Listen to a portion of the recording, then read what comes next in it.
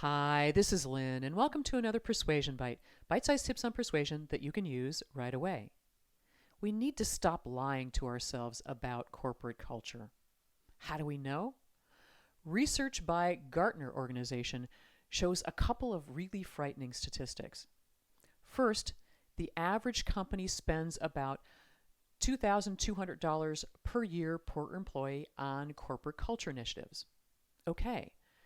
But only 30% of chief human resource officers believe this has any impact at all. So we're spending money and getting no return on it. But even more terrifying are these statistics. First, 69% of employees do not believe in the culture goals their organization has set. Even worse, 87% don't understand them. And 90% of people say they behave in ways that are not in sync with these culture goals. Here's the issue that I've seen, and perhaps you have too. Culture is supposed to be led from the top, and a lot of times the people at the top are totally disconnected from what everybody else is thinking and saying. The last full-time position I had before opening my own shop was at a corporate communications agency.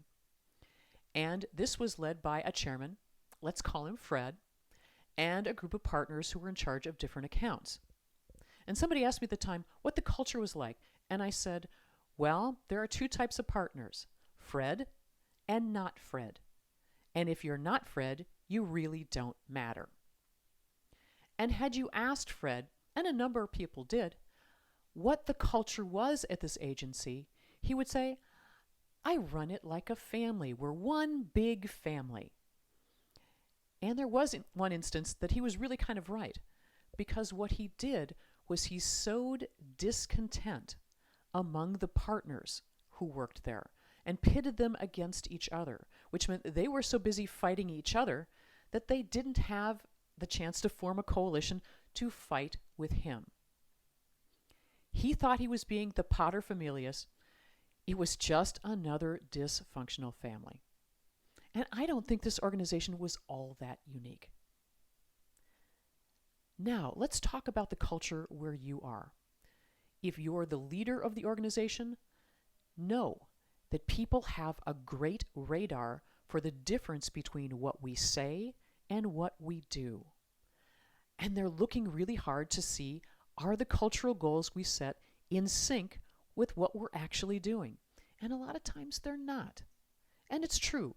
Many cultural goals are aspirational. These are the things that we want to become. And we want to inspire people to move in that direction. But heck, if you say innovation is the most important thing at our organization, but most of your revenues are coming from your current products and services, and those are the things that you're supporting, there's a disconnect there.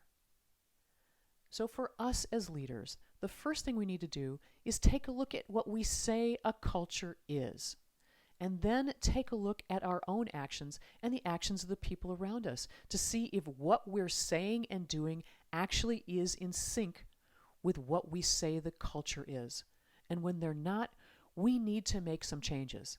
And the only way we can make meaningful changes is if we're out there talking with people and seeing what they experience. Our employees, our customers, the other people we interact with. Ask these people and listen hard to what they say. Because when you listen first and then take action, you become the most persuasive person in the room. And you can improve your culture too. Thanks for watching.